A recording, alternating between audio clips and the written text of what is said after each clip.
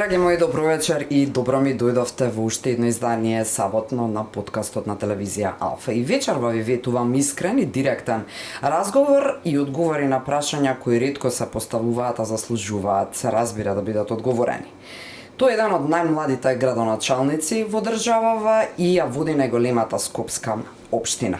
Учествувал во подготовка на бројни законски решенија во Македонија, бидејќи е правник по професија, малкумина од вас тоа го знаат, а тој е исто така и скромен, па не открива какво и колкаво е неговото значење и учество во креирањето на јавните политики. Во оваа епизода ќе зборуваме за неговите детски соништа, за политиката, за семејството, за осаменоста што ја носи функцијата, можеби, најтешките одлуки, најубавите одлуки, предизвиците во општината која што ја води и дилемите меѓу принципите и компромисот.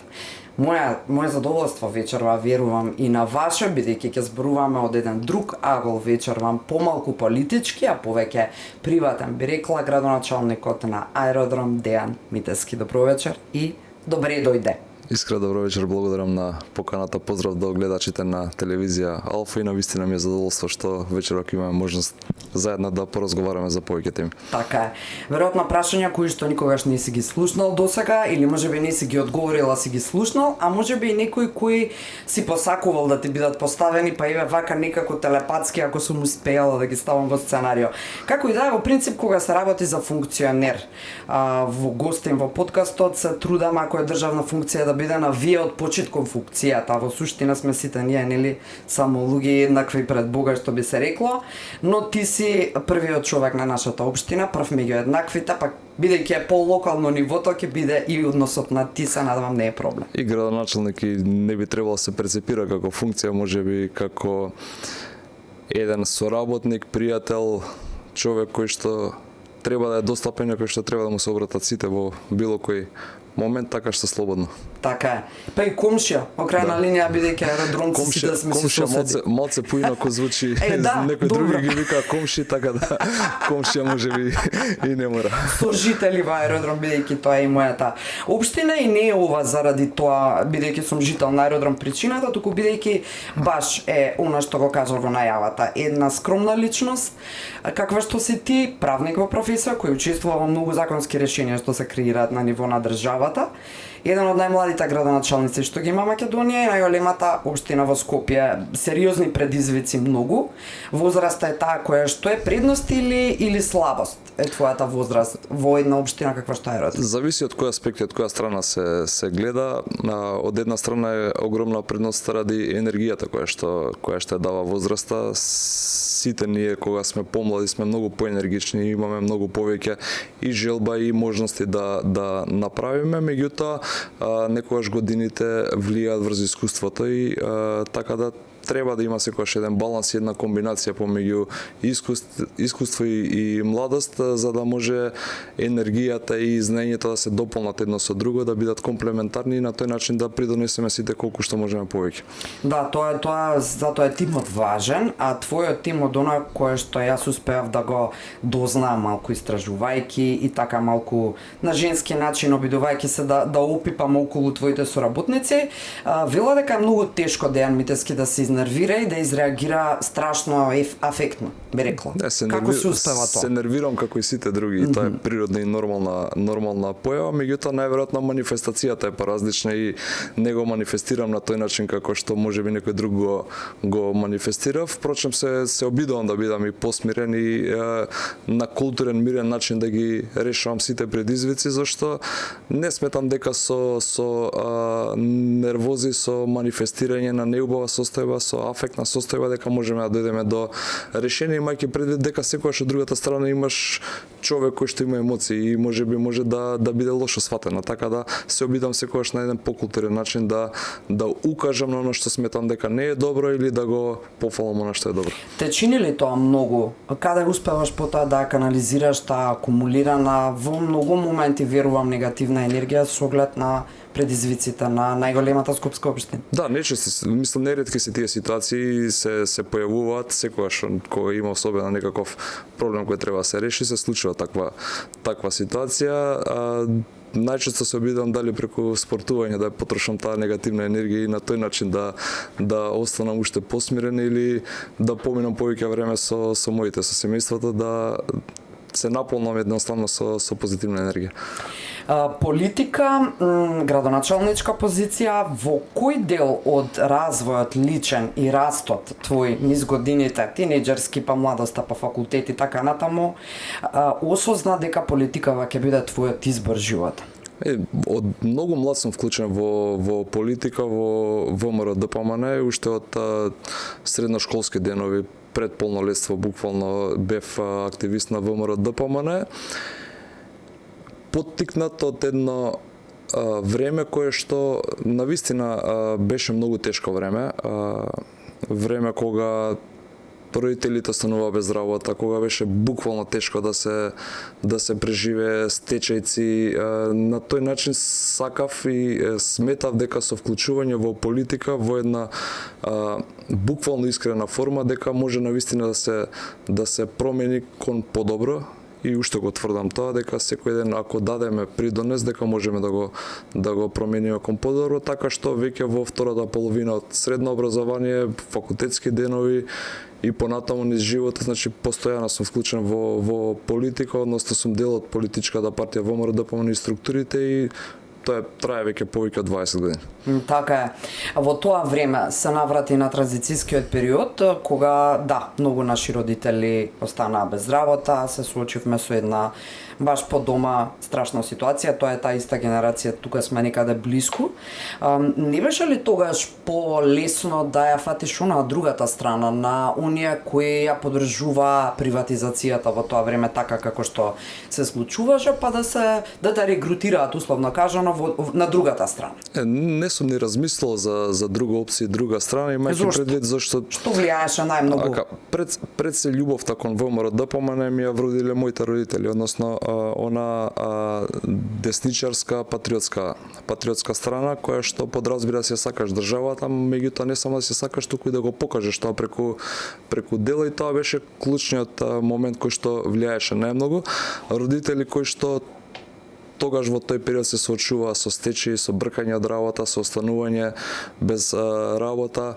Тоа беше еден период кога Македонија излезе после еден воен конфликт, кога навистина уште потешки беа ситуациите во државата, ме мотивираше и ме поттикна да се приклучам кон ВМРО ДПМН, сметајќи дека ВМРО ДПМН е единствената политичка партија во Македонија која што работи исклучиво во интерес на Република Македонија, и тоа беше еден момент кој што беше пресуден да се приклучам кон таа политичка партија, и веќе многу години после тоа да го мислам уште истото, да тврдам дека ВМРО ДПМН навистина, ако тогаш сум бил млад на мои 16-17 години, денеска тврдам дека ВМРО ДПМН останува единствената партија која што навистина работи во интерес на Република Македонија. Од твоја перспектива можеш ли да кажеш дека политиката го менува човека, особено во функционерска форма, еве во твојата улога, односно твојата функција, или пак ти ја менуваш политиката како таква?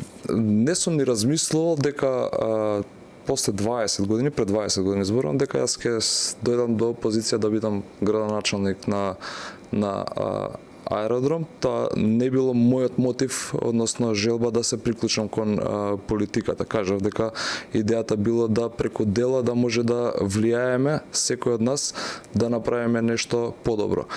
За жал, политиката во нашата држава така е структурирана, има огромно влијание во функционирање на државата, меѓутоа секој од нас треба да биде пример и ние да се трудиме да ја менуваме политиката, односно да ја насочиме кон подобрување на нештата, не кон отежнување на ситуациите, односно животот на граѓаните. Децата впиваат од родителите и Дејан Митевски беше дете, така се разбира. А кој најмногу влијаеше на формирањето на личноста твоја? Во принцип и двајцата родители има влијание преку тоа што ми дава поддршка во одлуките што ги носев, меѓутоа генерално сам се пробивав и низ партиските структури, низ професионалните структури немав некоја поддршка, односно некој кој што може да биде влијателен да ме истурка, што се вика, кон одредено скалило, туку тоа беше моја лична борба и стремеш, односно желба да успеам. Патот што го одбрав е преку политиката, директна вклученост во политиката, кој што трае многу години и да, но ништо без дела и без работа. Чекор по чекор со вклученост во сите можни процеси, во сите можни структури, искрена посветеност кон она што го правам, мислам дека ме донесе најмногу до тука. Имаше ли никогаш замерки можеби од родителите дека премногу пак се вложуваш себе си безрезервно, своевремено во младоста, ете? Додека студирав беше посвети се повеќе на факултетот. Намали малку со политика, меѓутоа успеав некако да ги вклопам тие два процеси, да успешно на време завршам и со студиите и подоцни да почнам да работам и паралелно да не оставам политиката, но да бидам вклучен повторно во сите процеси. Не е политиката процес кој што денеска бирам да го работам, а утре можам да прекинам. Тука треба да има еден континуитет на вистина за да може да се делува наисправно. И да има резултати, се разбирам. Го кажав и во најавата и го повториш неколку пати, Дејан Митевски е правник по професија и малку мина знаа дека всушност учествуваш директно во креирање на многу законски решенија на ниво на целата држава, безрезервно покрај оние сите работи за кои одговараш начело на општината. Зошто таква скромност? Познаваме луѓе и експерти кои работат на некои закони, кои и заставена заперка знаат да бидат многу самобендисани, па тоа е јавно да го нагласуваат постојано. А за Дејан Митевски дека еве буквално креира текстови во закони, никој не знае речиси. Зошто? Тоа е претпоставам повеќе до човекот и на кој начин сака да се истакне. Мојот професионален ангажман кој што сум го имал годините наназад ме насочиле кон една сфера и покрај тоа што сум правник, меѓутоа многу контакти и комуникации со инженери, со архитекти и така натаму, и буквално бев насочен кон таа област, односно урбанизам, градење, имотно-правни односи. Да, имав среќа да бидам вклучен и дел од многу тимови каде што се креира многу законски решенија и тие секогаш беа во насока да се олеснат некои процедури, да им се помогне на граѓаните, меѓутоа не ми е примарна дејност. Тоа и не сметам дека треба толку да го истакнувам како успех. Повеќе го доживувам како секојдневна работа, буквално, значи ако можам да помогнам, ако можам да се вклучам во било кој процес, стојам на располагање за се она што сметат дека треба да ме вклучат или што сметам јас дека може да биде подобро, односно бенефит за граѓаните. Во овие први минути од разговорот, што би се рекло во ведниот дел, можам ли да заклучам дека за тебе не постои цена што ја плаќа Дејан Митевски за политикава како професија, бидејќи сето ова како да го доживуваш како буквално привилегија, бидејќи имаш можност да служиш на граѓаните, на државата. Чувствувам дека не го чувствуваш како висока цена платена оваа твоја позиција и дека многу жртвуваш и така натаму, што верувам дека е така, затоа има и по конкретни прашања малку подолу, но повеќе некако добивам впечаток дека ти го чувствуваш како дар тоа што ти е дадена можноста да си на оваа функција, да си политички позициониран таму каде што си, за да можеш да служиш.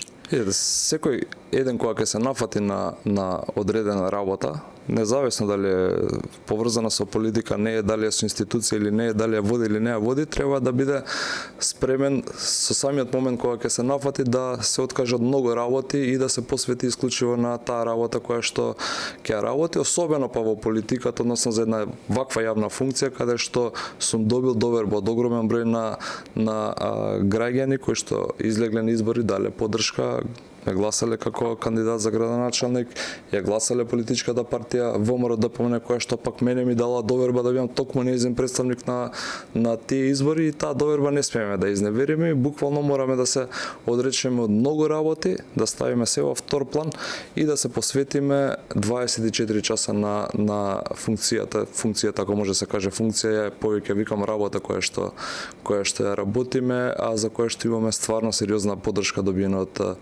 граѓаните. Јас можеби не чувствувам дека трпам, меѓутоа моите блиски и како чувствуваат, и најчесто кога не си дома по 20 часа, кога има многу други поголеми приоритети од семејството, се чувствува тоа дека недостасува, меѓутоа таа е нашата определба, за тоа сме се одлучили, тоа ќе го работи.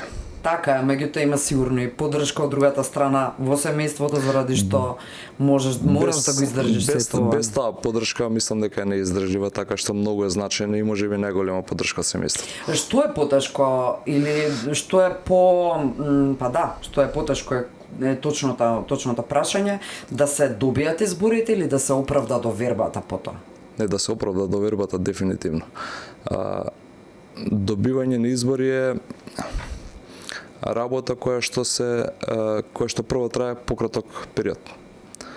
Самата кампања, пред кампања е многу пократок период од периодот кога човек ќе победи и ќе ја добија можноста да управува со било која институција, дали е тоа државна, локална, централна и така натаму. Тој период после трае 4 години, а во период од 4 години навистина треба човек многу да се труди да ја оправда довербата, зашто во период од 4 години не секогаш работите може да бидат однапред планирани. Ние настапуваме со програма, се водиме од програмата, ја реализираме програмата, даваме отчет за тоа што сме ветили и сме реализирале, меѓутоа во тој период многу често излегуваат работи кои што навистина не се планирани, не ни можеме да ги планираме, па бараат на сочување на енергија, средства, ресурси на други поважни работи кои што се појавиле во меѓувреме, па нешто ќе остане во втор план, и се тоа треба да се менаџира така добро за да можеме после 4 години нормално повторно да излеземе, независно дали истиот човек или друг, меѓутоа политичката партија е континуитет и повторно политичката партија да побара поддршка од граѓаните, за да не биде тоа еднократно. Дојдов 4 години и се заминав и никому ништо, тоа така не функционира и не би требало да функционира. Така е, се сложувам на локалните избори, се во принцип селекција која сепак значи гласање за човек, така што да, довербата како политичка поддршка на старт во кандидатурите е една работа, меѓутоа изборите се нешто друго, и затоа верувам дека е потешко да се оправда довербата. Носи ли оваа функција твоја осаменост? Тешко прашање. Имаш ли време да бидеш осамен?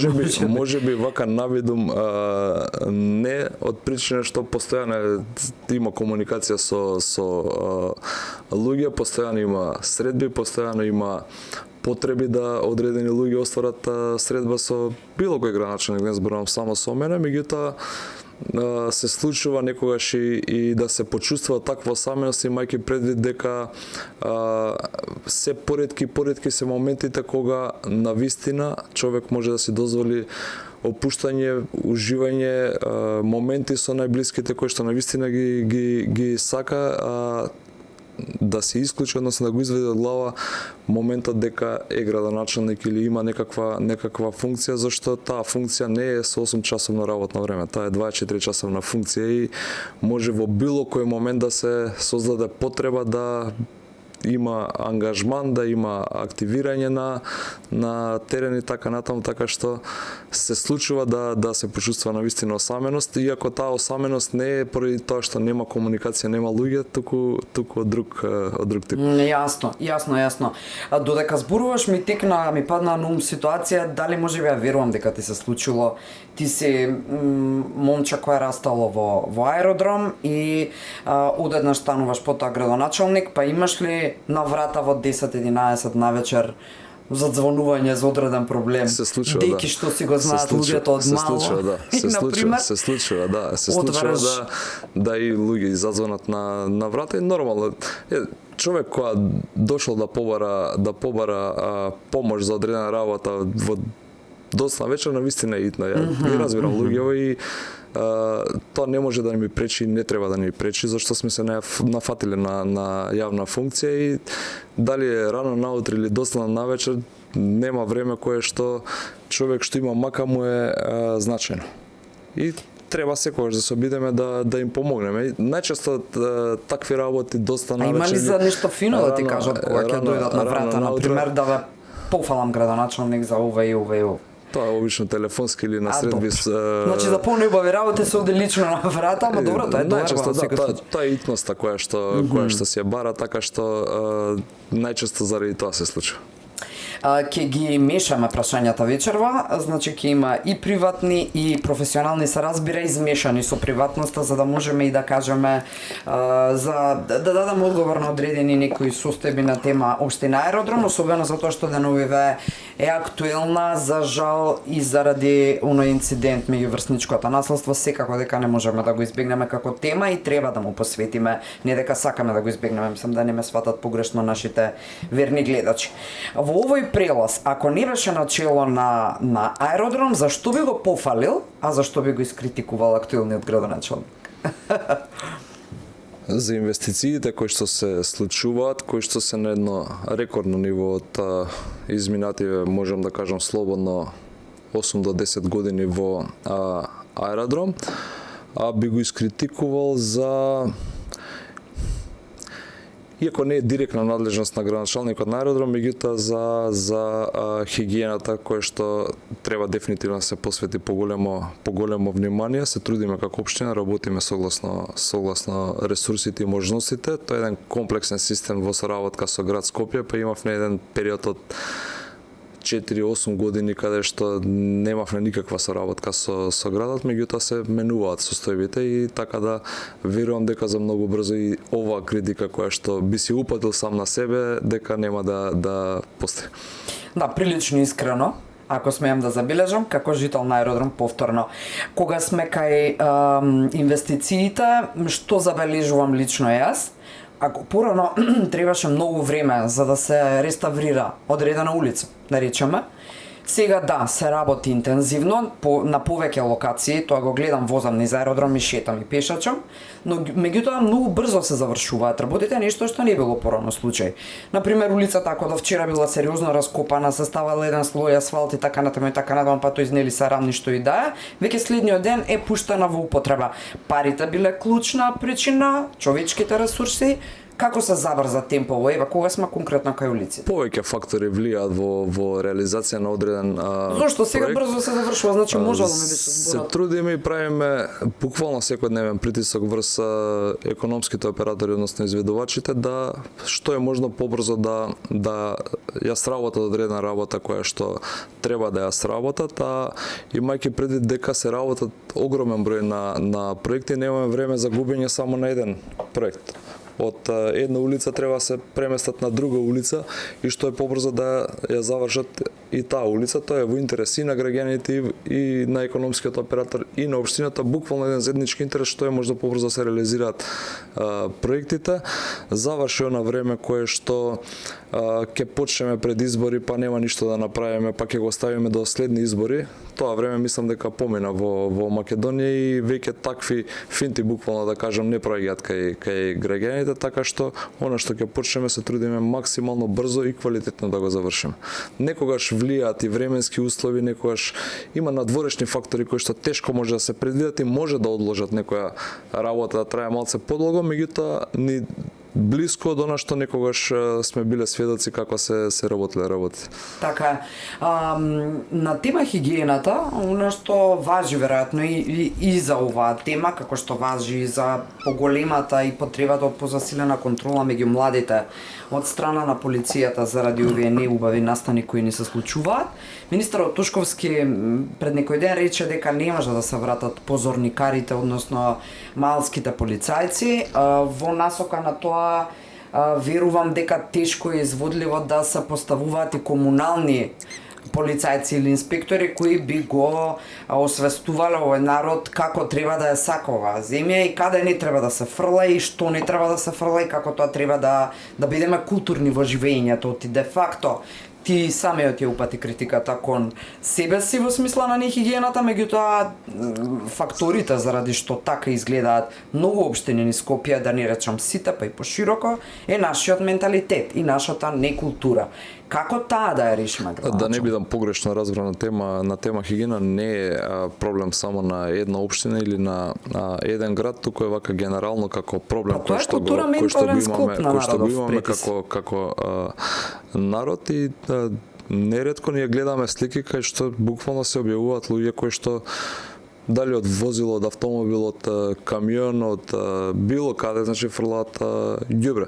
Поминеме по регионалните патишта, особено наму каде што треба да се подзастане малце, ние гледаме дека лево десно се буквално ѓубре од автомобили сврлено. Така е за жал се случува и на јавните површини во општините кои што ги менаџираме.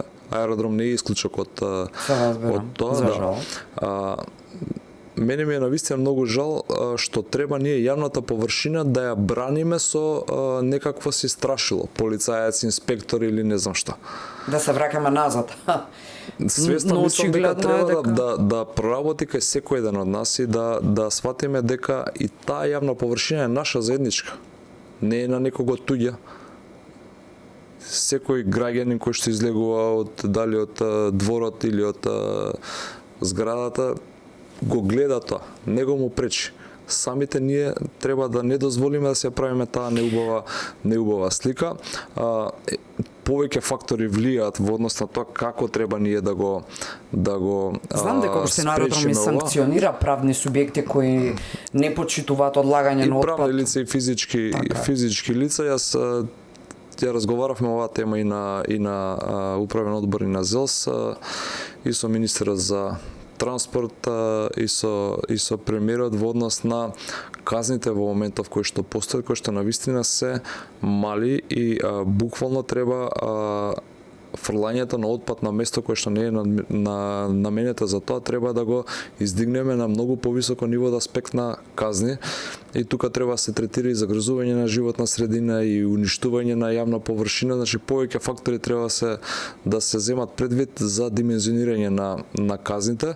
Треба исто така како институции да работиме на создавање на услови да граѓаните имаат каде да го одложат отпадот. Како аеродром спроведуваме повеќе проекти во рамки на третман на отпадот, за да можеме да им овозможиме на граѓаните да го одложат тој отпад правилно, дали преку поставување на контейнери за кабаст, отпад една акција која што е во тек, изнемување на возило со работници од општина кој што може да изврши таа услуга и безбедно да го транспортира отпадот до депонијата Дрисла.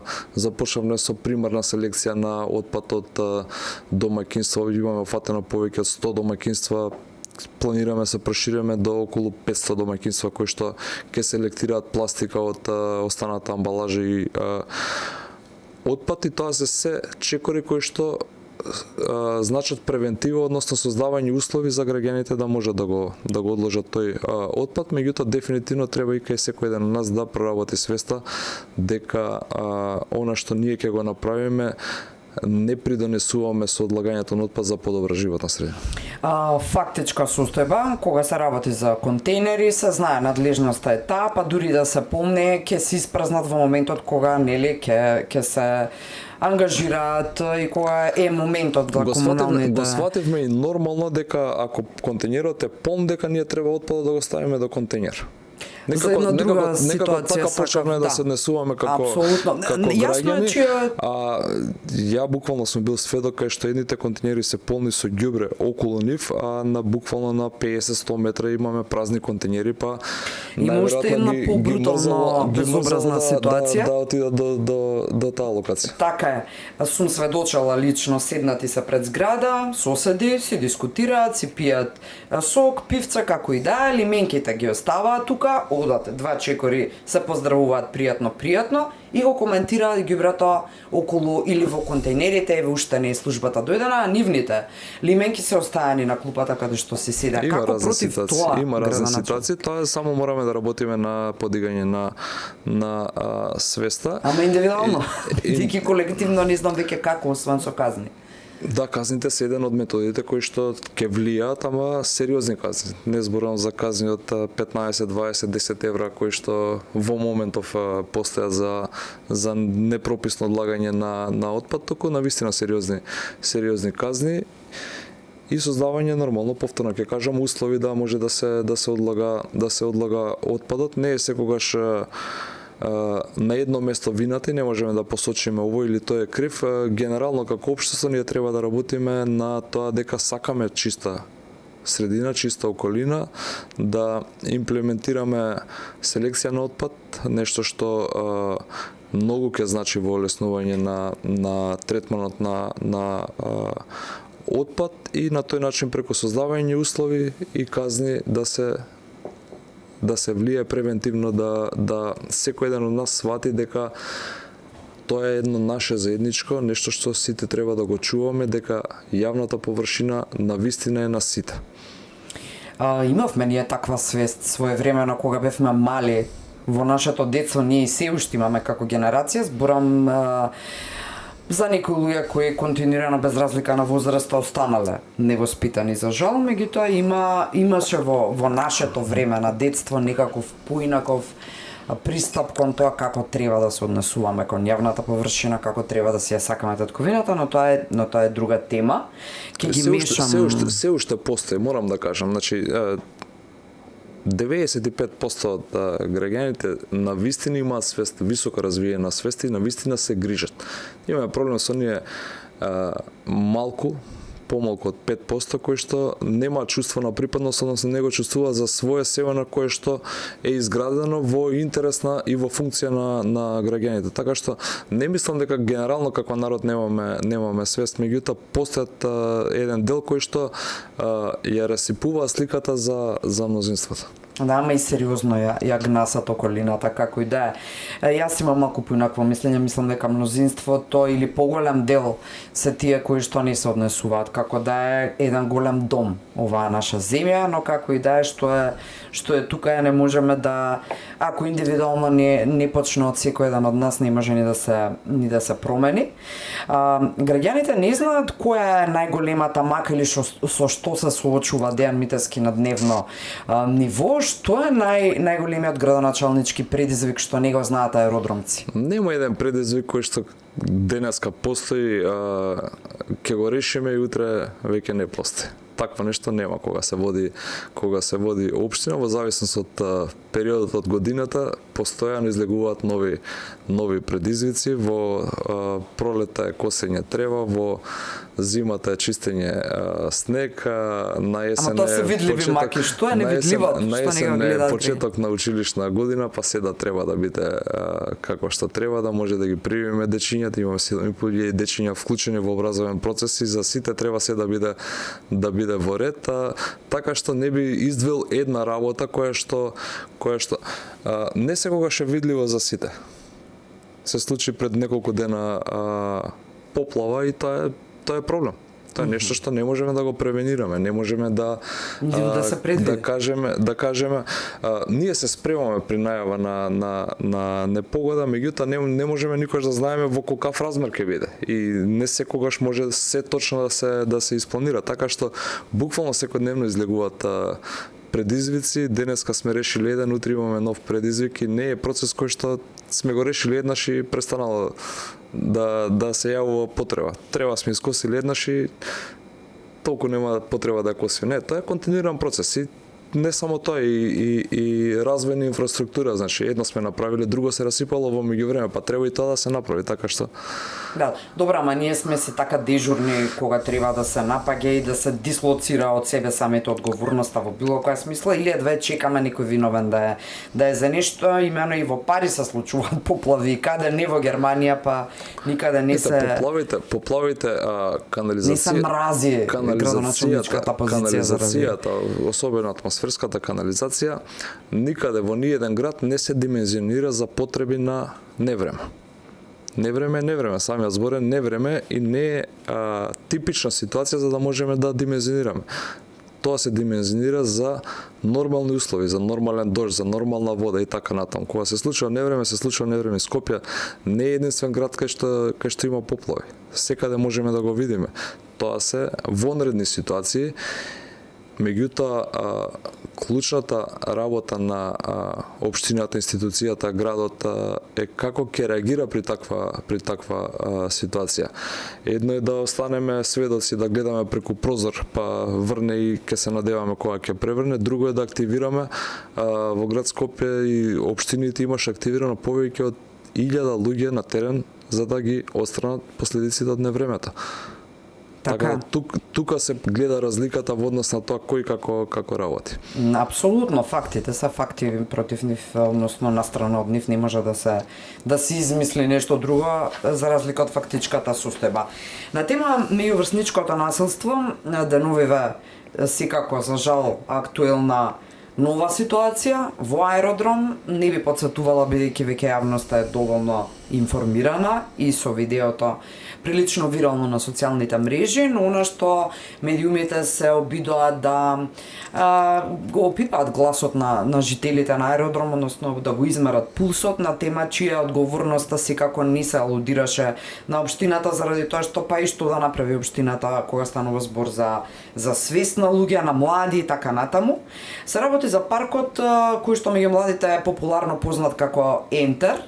Тоа е тука некаде позади Бисер и така некако, кој што е посочен како локација од одредени медиуми каде се собираат млади од други населби во Скопје, општини така натаму провоцираат, предизвикуваат, се случуваат често тепачки и слично. Што може градоначелник да се направи на локално ниво, конкретно и за аеродром? Што се прави? Не би исклучил одговорноста на било кој еден од нас, имајќи предвид дека тоа се деца кои што ние треба да ги образувам и воспитувам. Кога кажувам ние, зборам и мислам и на училишта, и на општини, и на луѓе, односно нас како родители, пријатели, познаници, луѓе кои што и такако треба да имаме сериозно влијание во процесот на воспитување на тие деца. Не можеме да ја посочиме вината со прст кон еден човек и да кажеме дека ова е одговорен. Секако вината е кај децата кои што дозволија да дојдат до таква ситуација, најголемата можеби, но и институционална и родителска постои кај секој еден од нас вина зашто сме дозволиле како општество да дојде до една таква несакана ситуација. Како општина буквално работиме многу на тема меѓуврсничко насилство, булинг во училиштата.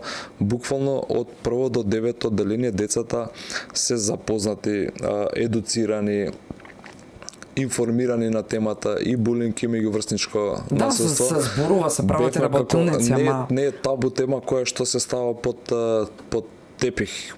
Реализираме повеќе проекти со стручни лица, и педагози, и психолози, и експерти на оваа тема. Ги поттикнуваме децата да бидат креативни, да го прикажат и булингот и врсничкото насилство како една неубава појава која што не треба да се случува. Меѓутоа, за жал тука ни се надлежностите кои што можеме да ги реализираме како општина. Многу е битно образованието, односно воспитувањето од дома на секој едно дете и детето можам да кажам дека тоа е слика на родителите. И тука навистина треба многу внимание да се посвети во тој процес на воспитување на децата. Секако институциите се тука и да превенират и да казнат отпостат кога ќе се случи нешто несакано, меѓутоа мораме на децата да им посочиме од дома како треба да се однесуваат. За жал, она што бевме сите сведоци, го видовме како меѓуврсничко насилство, станува збор за деца кои што се навистина не се деца од 7-8 години, туку се малце повозрасни деца. Се случува во доцни вечерни часови и тука треба да се запрашаме каде ни одат децата, дали имаме контрола ние над тие деца, имајќи предвид дека тоа не се полнолетни деца, меѓутоа се блиско до полнолетство и тука треба да е сериозна контролата од родителите. Ние како институции ќе се обидеме и правиме активности, преземаме мерки да превенираме. МВР ги откри родителите, веднаш поведе соодветни постапки согласно нивните правила и се надевам дека ова ќе биде еден пример за сите останати кои што ќе сакаат во иднина да прават вакви работи несакани, да ги одврати, имајќи предвид дека санкциите можат да бидат навистина високи. Еден од начините се разбира во рамки на воспитувањето, она што се подсетувам од мојата младост, од твојата, сигурна сум, тоа биле стандардите на воспитување. Се инсистираше на емпатија, љубов, дисциплина, спортска помагање и така натаму. И сега да, де факто институционално е и понуда каква имаат младите за да може да го дефокусираат вниманието од електронски уреди и да може да го пренасочат на културен, спортски живот и така натака. Уште на аеродром е една од ретките во, би рекла, во Скопје, во Македонија, мислам сега, се трудат градоначалниците да понудат некаква спортска, културна, интересна содржина, особено во летото и во текот на годината, меѓутоа аеродром сепак некако како да се двои. Имено ние имаме прв калистеника, така убаво го кажав, не го сгрешив. Ето така парк во Македонија, надпревари на светско ниво. Што да се направи за поголема привлечност на младите кон ова нешто, наместо кон она другото, кое што пак е стимулирано и од алкохол и од други супстанции кои, за жал, им се достапни и ги примаат, односно, зошто да не зборуваме медиумски малку повеќе, да го нагласуваме овој живот, да речеме, конкретно во аеродром, туку секогаш кога треба нешто да се критикува, тоа е најцентрално во медиумите. Можеби заради тоа што е најинтересно за јавност и како јавност сакаме да слушаме за такви работи, да, кои што те сама каже дека стана вирално тоа што се случуваше, а не стана вирален еден куп на Македонија во стрит воркаут, например. А беше еден прекрасен настан, организиран за прв пат во Македонија, едни дечки кои што навистина се занимаваат со тоа, меѓутоа се ентузијасти кои што формирале некаков стрит воркаут клуб, стрит воркаут Македонија, ги поздравам дечките. И направи еден прекрасен настан. А тоа беше, ајде за оние што не биле и што не знаат. Тоа беше на крајот на месец мај во аеродром се одржа на овој калистеника парк кој што е навистина по светски стандарди направен и навистина ми е многу драго што сме први во Македонија кои што имаме таков стрит воркаут парк и наместо тоа да биде во тој даден момент прва тема, ние постојано слушаме за едни вакви неубави теми, можеби треба и тука некоја стратегија да изградиме, односно да не даваме ни толку внимание на овие работи, зашто со тоа што им даваме внимание, можеби некого поттикнуваме да ги прави тие работи се со цел да биде виден, да биде интересен, не размислувајќи на последиците кои што ќе ги сноси. Ние бевме сведоци пред неколку години на TikTok предизвици во школи кај што се фрла од прозори деца, кај што праве исто така тепачки. Во моментот кога забранивме користење на мобилни телефони во училишта, наједнаш исчезна и престана тие такви предизвици, зашто никој не може да ги сними, не може да бидат видени. Можеби тука треба да размислуваме во таа насока да повеќе ги промовираме оние позитивни вредности кои што ни се случуваат, а навистина имаме со што да се пофалиме, секојдневно се случува нешто позитивно, отколку да бидеме не критичари, туку да бидеме желни за ваков тип на сензационализам.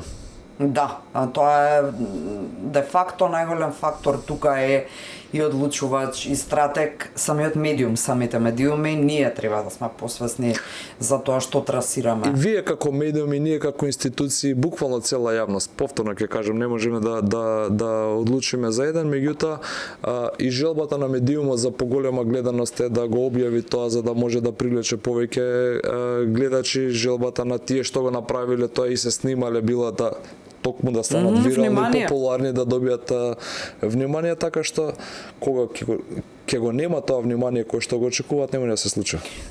Дали тоа значи дека генерално филозофско прашање во потребата за внимание ни ја урива генерално како општество вистинската реализација на подобро утре? Дали повеќе се бориме генерално и како индивидуи вие како функционери сите и така натаму за квалитетен пиар или за поквалитетна држава и живење?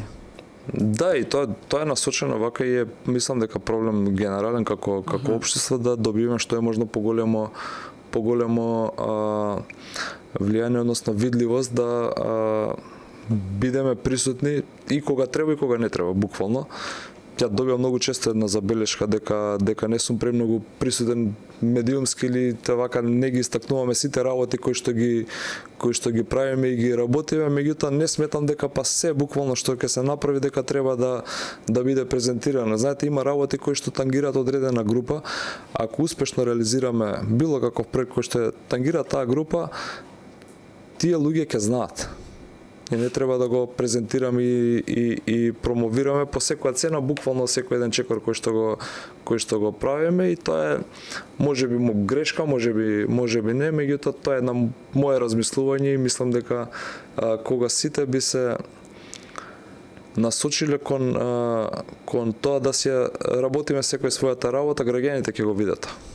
Освен калистеник, опште на аеродром има доста понуда спортска во таа смисла, им за таа се разбира. Јас сум дете од Карпаш, тука малце не сме на иста линија, последниве 3-14 години живеам во аеродром. Како и да е. Таман периодот кога МЗТ е апсолутен шампион изминатите години. Сум погодила нешто амбиентално. Да бидеме општествено одговорни, во која насока еве сега од оваа позиција тука во ова студио би можел да апелираш младите да прават што во спортска смисла во аеродром? Еве што е понудата, ајде да бидеме одговорни, да. Прекрасна инфраструктура како знам и дека субвенционира општината повеќе од 30 буквално спортски игралишта на отворено има. Добро. Го имаме кеот на Вартер.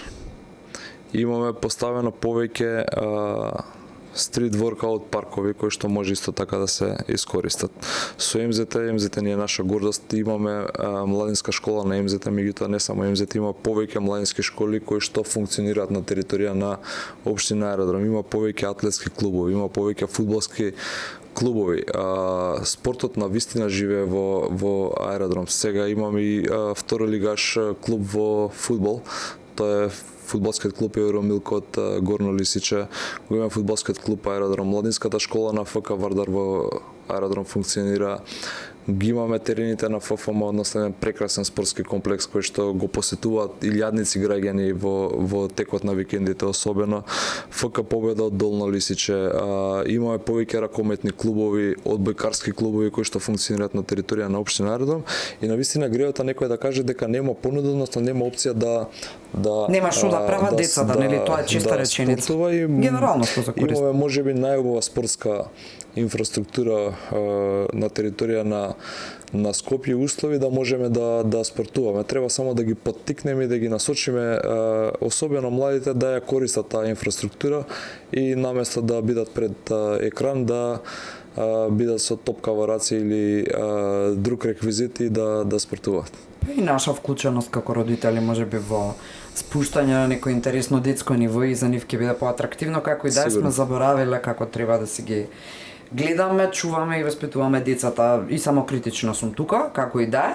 Уште само едно прашање околу аеродром, секако нема да го исклучиме во текот на разговорот, ама ги спомена, бидејќи ги спомена градинките, училиштата, рече бројка од 7000 за во градинка беше таа или за ученици? 7500 ученици има во образовен процес, да. Ке има проблеми со листи на чекање од септември, градинки, училишта или тоа се фино затворено прашање? Училиштата, значи не сме да има листи на чекање, нема листи на чекање, секој едно детенце кое што е на територија на општина Аеродром ќе биде примено во училиштето, тоа е наша обврска, меѓутоа и стремеш наш да создадеме што е можно подобри услови, дури работиме и на воведување на едносменска настава во дел од училиштата. Се надевам дека ќе успееме дали на почетокот на оваа година или на почетокот на полугодие после зимскиот распуст и на тој начин да им создадеме подобри услови. Во градинките се случува, имаме листа на чекање, меѓутоа многу скоро од сега се надевам дека до почетокот на септември ќе ја пуштиме во употреба градинката Изворча со капацитет повеќе од 400 дечиња. Тоа е еден капитален проект кој што се реализира со поддршка на владата и средства од буџетот на општина Аеродром и на тој начин таа листа на чекање во тој дел на Аеродром дека ќе биде сведена буквално на нула, а многу скоро очекувам да отпочнеме изградба на комплетно нова детска градинка Пчелка 1 во населба Лисичи и во тој дел на општината сите дечиња кои што чекаат да немаат потреба да чекаат, односно да создадеме едни поубави услови и зголемен капацитет за да можеме да ги примеме сите дечиња во овој процес. Добро се извинувам. Да, не е проблем. Што е со оние кои не сакам сега заради средината детето да ми оди во градинка или во училиште, не знам, во Горно Лисиче, сакам во Стар Аеродром, во некое училиште или во... Што е со тие? Вака, рионски или желби на жителите. Правилата за упис во основно училиште се дефинирани во Закон за основно образование и ние како општина имаме реонизација. Односно, секој училиште има свој реон која што се димензионира према очекуваниот прилив на правачиња и на тој начин го менаџираме тој процес. Ако ние почнеме да работиме према желби, доаѓаме во ситуација да една школа биде преполно и нема место, а друга школа да имаме празни училници. И тоа е нешто што не смееме да си го дозволиме. Тие празни училници не значат само празни училници, тие значат губење на работни места за наставници, за помошен персонал, буквално значи за згаснување на одредена институција која што функционирала и функционира со години. Така што таа реонизација се трудиме, не се трудиме, туку мораме, обврзани сме да ја почитуваме дословно и да не дозволуваме преместување од едни во други училишта и да доведеме во ризик едно училиште, а да преполниме друго училиште. А од позиција на градоначалник ти беше две години и веде, а потоа регуларно избран како градоначалник, значи година и пол, да. Ето така, година и пол. Има ли ветувања кое што посака да не го дадеш пред да бидеш официјално избран за градоначалник, бидејќи тоа заради, не знам, објективни причини не успеало да се исполни? Не. Нема такво ветување? Не. Може би ќе има на крај на мандатот, меѓутоа сега за сега нема. Тоа значи дека течат процесите и дека работам на секој едно ветување кое што било напишано во изборната програма да биде реализирано. Ни едно ветување не е кажано дека ќе биде реализирано, односно цела програма дека ќе биде реализирана за 3 или 6 месеци, таа е програма за 4 годишен период, не можеме физички не може да постигнеме да реализираме се за 6 месеци, меѓутоа во овој 4 годишен период ќе се потрудам да ги реализирам буквално сите ветувања кои што сум ги имал во изборната програма, имајќи предвид дека направивме на реална понуда. Не беше нашата цел да ветуваме брда и планини и да ги излажеме гласачите. Нашата цел беше да понудиме она што е реално, остварливо, нешто што после 4 години ќе им кажеме вие дадовте поддршка за ова, ние го реализиравме тоа. Тоа е една карактеристика на ВМРО-ДПМН да има и отчетност, многу е битен не само транспарентност, во политиката, да има отчетност. Како политичка партија во минатиот мандат за прв пат организиравме сајами на општини, односно сајами каде што ќе биде презентирана се она што било сработено во изминатата година од страна на локалната самоуправа. Тоа е еден нов правец во политиката, едно ново ниво, нешто што до сега во Македонија не било видено. Не слушнав да се пожалиш или може би јас не те наведов во теков на интервјуто од капацитетот на Советот, бидејќи градоначалникот како таков е одговорен и најодговорен, го има последниот збор, меѓутоа ништо без Советот во секоја една општина, па и во Аеродром. Тоа значи дека соработка постои? неизбежна соработката помеѓу градоначалникот и советот, за да може да се одвиваат нормално Сакам процесите. да кажам, нема страшни блокади во принцип. Нема блокади од причина што ВМРО-ДПМН има мнозинство во советот и советниците работат на реализација на програмата која што сме ја ветиле пред граѓаните, и тоа е главниот фокус кон што се стремат. Ние имаме критика од опозицијските советнички, не е гласно на тоа, мислам, знам за мнозинството. Некогаш е конструктивна, некогаш е неконструктивна, некогаш се работи кои што ќе ги кажат само колку да ги кажат, меѓутоа за сите оние кои што најбитни работи се обидуваме да најдеме консензус и консензуално да ги усвоиме како совет. Има амандмани се прифаќаат на предлог на опозицијата, предлози, идеи, иницијативи, оние што сметаме дека се добри и се конструктивни. Предлози, идеи од советничката група на ВМРО-ДПМН многу често, така што мора да има тесна соработка помеѓу градоначалникот и советниците, имајќи предвид дека и советниците се директно бирани од страна на граѓаните. Апсолутно така е. Кој е најубавиот, а кој е најтешкиот разговор што си го имал како градоначалник? Не верувам дека ќе сакаш да откриеш, можеби, или најубав е имало повеќе убави, онаму каде што ќе слушаме некоја позитивна вест, особено за реализација на проекти, кога ќе биде нешто одобрено или нешто што се чекало многу време, па ќе видиме напредок, а најтешките разговори се секогаш лични приказни. Има ли такви на секојдневно ниво? Многу често граѓани доаѓаат и се обраќаат со лични приказни, односно лични проблеми кои што најчесто и не зависат од позицијата на која што сум, меѓутоа не можеме ние да ги селектираме проблемите на граѓаните, и градоначалникот најверојатно е првата институција каде што граѓаните се обраќаат за било каков проблем. Дали станува збор за училиште, факултет, доктор, болница, закажување, секакви проблеми доаѓаат, вработување, значи буквално за се и се што луѓето се Кој е најневеројатното барање што си го слушнал лично, можеби во секојдневни разговори? Секако нема да го откриеме идентитетот. Ке звучи смешно, меѓутоа барања си сече едно дрво зашто имало птици кои што гракале многу рано наутро. Да. И одговорот беше? Не знам дали е сериозно барањето. Има ли безобразни настапи во кабинет влегуваат и не знам, има и такви или? Не, најчесто поради мојата природа на смиреност не добивам таков настап е безобразен, вулгарен или не знам како од било кого. Значи секогаш се обидам да ги примам сите оние кои што ќе се обратат, кои што ќе тропнат на врата кога е возможно. Некогаш ми се лутат, градоначалникот вика не ме прима, ја физички не сум бил таму и не можам да го примам. Меѓутоа најголем дел од луѓето кои што дошле се примени, сослушани. Онаму каде што може да се помогне, се помогнало, онаму каде што треба се упати на друго место, се упатени луѓето, така што со добар разговор со секој ќе најдеме заеднички јазик. Постои ли некој политички компромис или политичка одлука која што си ја донел, а не е во согласно со твоите принципи, ама сепак компромисот си го направил? Постои, да. Да. Се кажеш за тоа што се баш такви или си проценил во дадениот момент дека е тоа добро за што и за колку? Тоа е проценка, можеби проценка за нешто што јас лично не се согласувам, меѓутоа е подобро за граѓаните, сум донесол таква одлука, сум го трнал на страна личниот момент, сметајќи дека можеби нешто друго е побитно и подобро, но кога ќе ги слушнеме граѓаните ќе кажат дека ова е недоброто нешто или ова е тоа што треба да се направи, секогаш сум на страната на граѓаните, зашто сепак граѓаните знаат најмногу што е потребно и кога ќе дојде во судир интересот на граѓаните и личниот интерес, секогаш треба да се одбере тоа.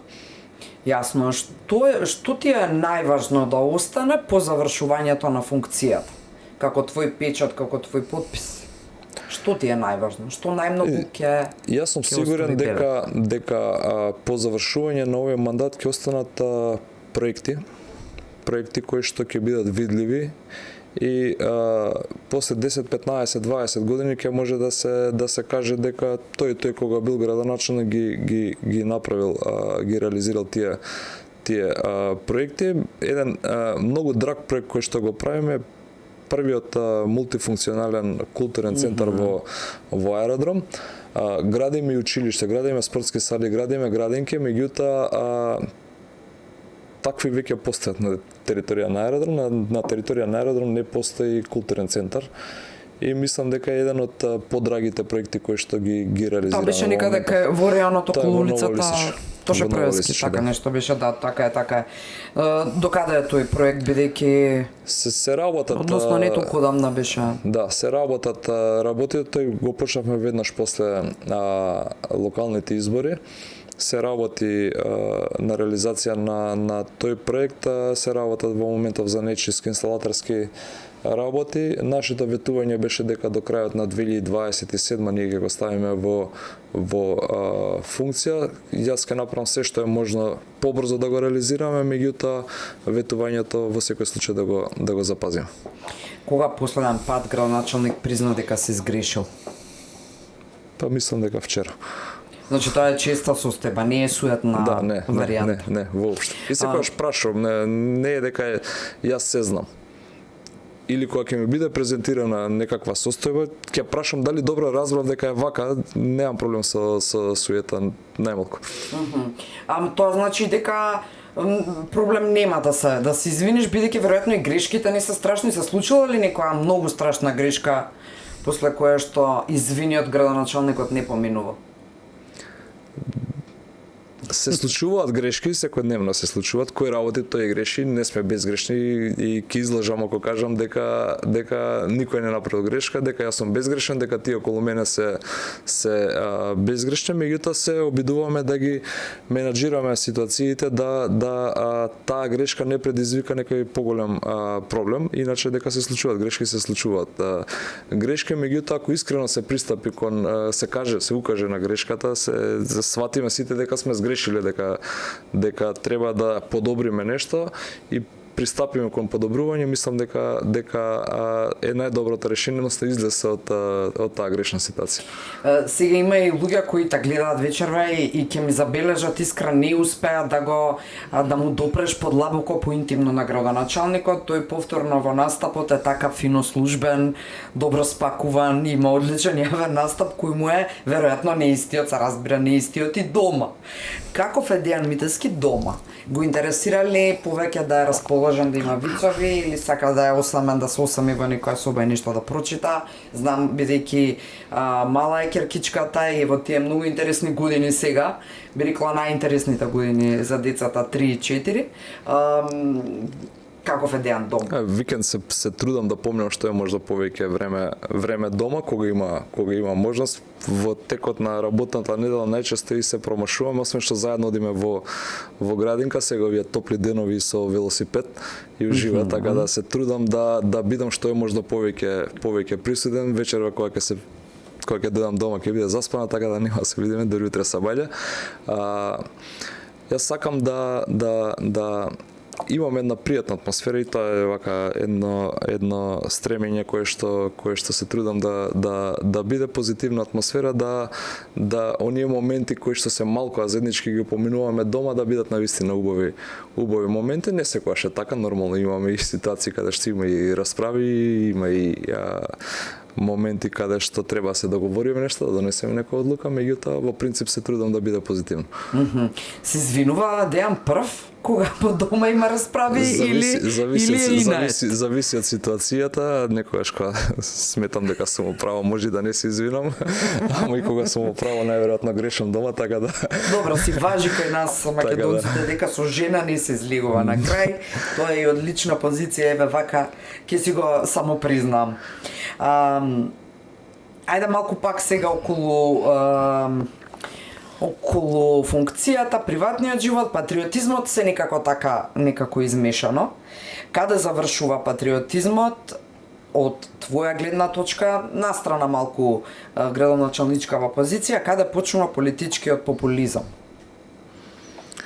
Не знам дали ќе успеам да ја направам таа разлика по дефиниција, зашто во однос на моето делување, да аспект на тоа како функционирам, популизмот ми е ставен во некој последен план и повеќе се трудам, односно сакам да зборуваме за патриотизам. Популизмот најверојатно постои кај секој еден од нас, особено кои што сме носители на јавна функција, но и јавни личности, не само носителите на јавни функции, меѓутоа патриотизмот можеме да го видиме во секое поле буквално.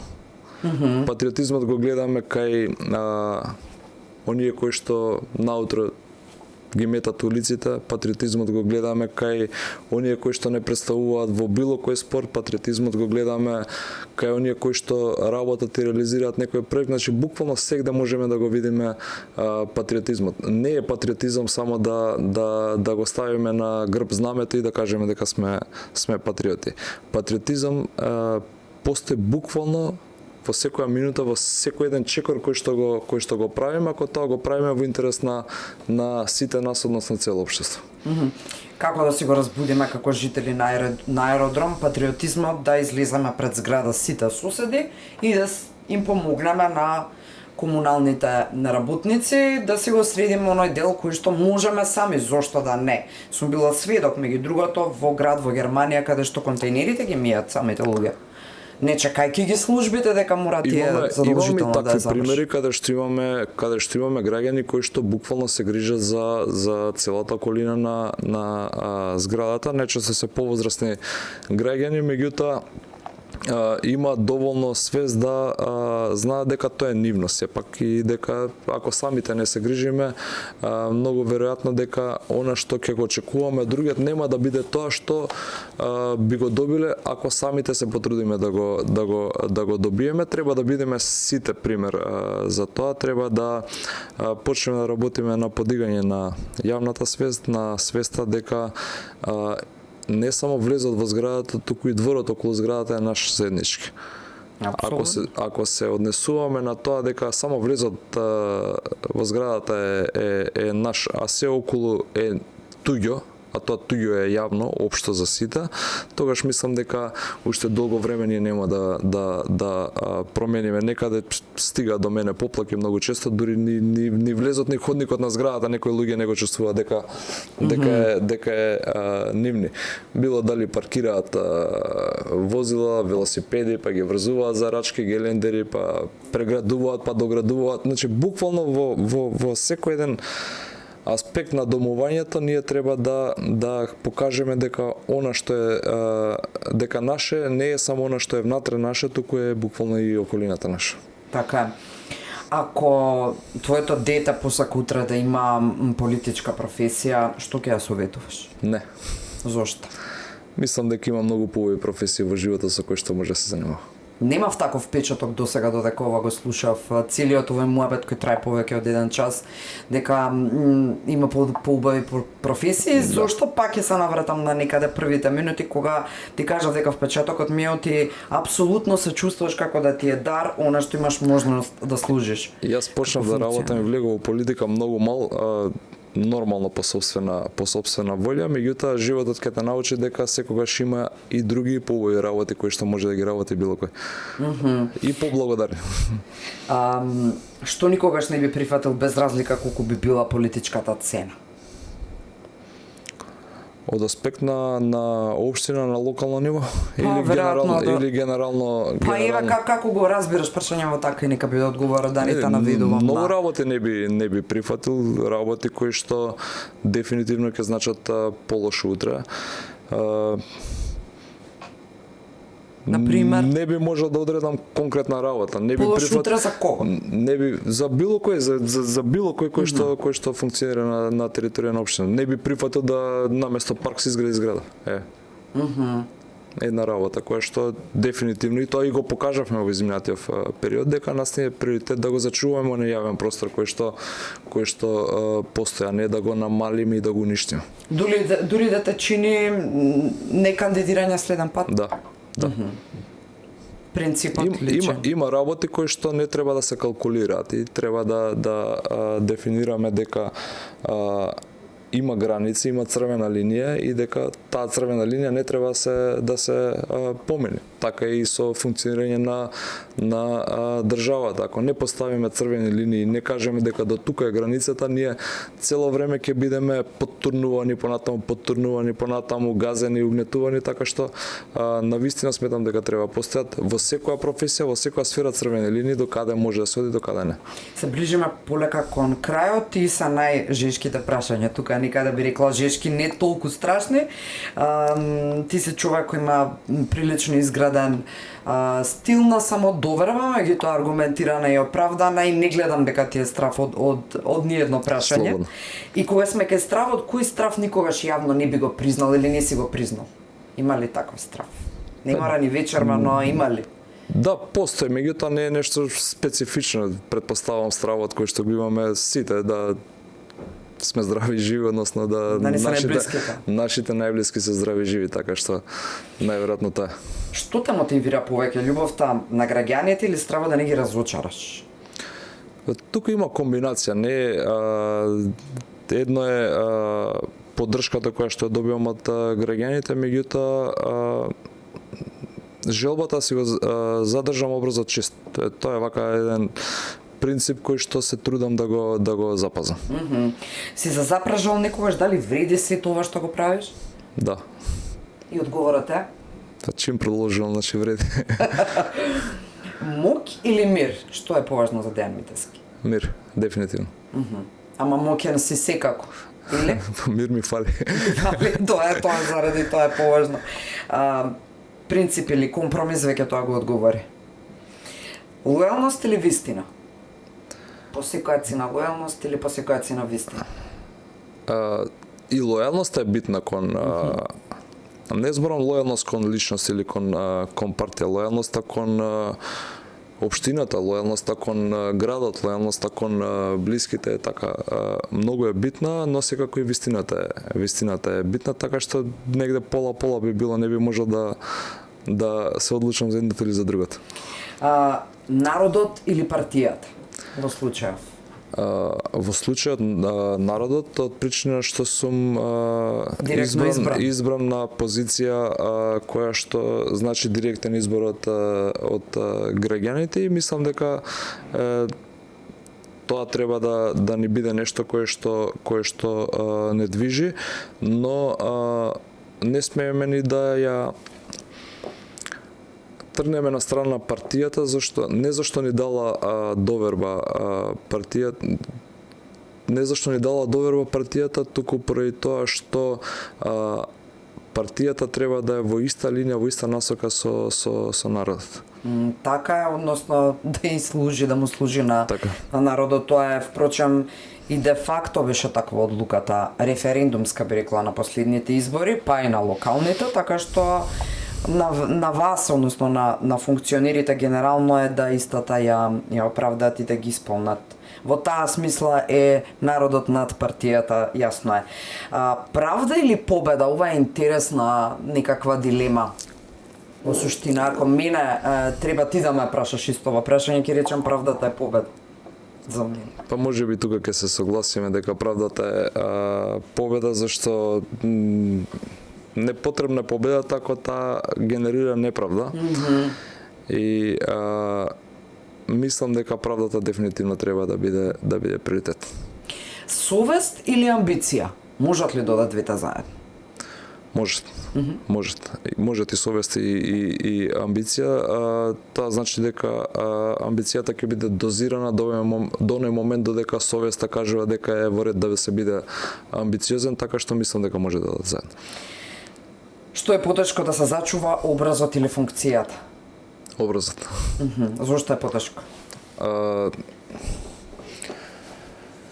Зошто е потешко? Многу фактори влијаат и од мој личен аспект е многу Па не знам дали потешко, меѓутоа многу побитно да се зачува образот. Може да се зачува образот да се изгуби функцијата, може да се зачува функцијата да се изгуби образот, може да се зачува функцијата и да се зачува образот, а секако го кажуваат на крај граѓаните, меѓутоа човек кој што ќе си го зачува образот, убеден сум дека ќе добие повторно подршка од граѓаните. Така е, јасно, и тука сме на иста линија. И уште две прашања вдека и те ослободувам, бидејќи знам дека имаш и други обврски и не завршува денот иако е доцна навечер. Особено за градоначалниците, јасно ми е. Кое е прашањето што никој ни еден новинар не ти го поставила, сакаш да го чуеш и да го одговориш? Има ли такво прашање? Не сум размислил на такво прашање. Може би имам, меѓутоа сега ме збунива прво прашање кое што немам одговор, најверојатно да не сум размислил на такво. Не ти паѓа на ум такво. Традиционално за крај си ги прашувам гостите од позиција на личност, не од позиција на функција секако, пораката твоја за младите и нивните родители. Настрана од сето она што ни се случува, зборувам како вредносна компонента, како вредносен систем, која е твојата порака, бидејќи и концептот примарен на подкастов е да се ги вратиме вистинските вредности. Да се однесуваме кон се буквално како да е наше. Во тој момент кога ќе сватиме дека се околу нас може да биде наше или е наше, тогаш мислам дека ќе се грижиме, ќе внимаваме, ќе покажеме љубов кон тоа нешто и дека многу подобри ќе бидат состојбите отколку што сега за жал имаме можност да ги видиме. А за младите? Па и младите дефинитивно, значи пред се треба да ги почитуваат повозрасните, пример да им бидат сите ние позитивни примери, да не им бидат пример негативните примери, и ако гледаат позитивни примери и ги земат за своје однесување, мислам дека ќе постигнат многу повеќе. Јас те благодарам што вечерва прифати да одговараш и на прашања кои не се само и само политички, и не се само и само за градоначалничката позиција, и не се само и само за аеродром, и се надавам дека следен пат во некоја друга прилика можеби ќе смисламе некои уште поинтимни, да видиме дали вака фино јавно спакуван ќе бидеш културно како и досега. И сега, дали ова школа или ова е карактерот на Дејан Митевски? Карактер. Апсолутно. Карактер. Значи лесно е да се живее со тебе, да се заклучи. Па не знам, тоа треба се прашаат дома. Или па лесно успева дома да се ги исхендлаат работи, да се огледна тоа дека си сепак добар, скромен, тивок човек. Може би не секогаш, меѓутоа. Не успевам да испровоцирам како и да е, тука ќе завршиме доволно. Благодарам на поканата, навистина ми беше драго што вечерва вака поминавме повеќе од 1 час заедно.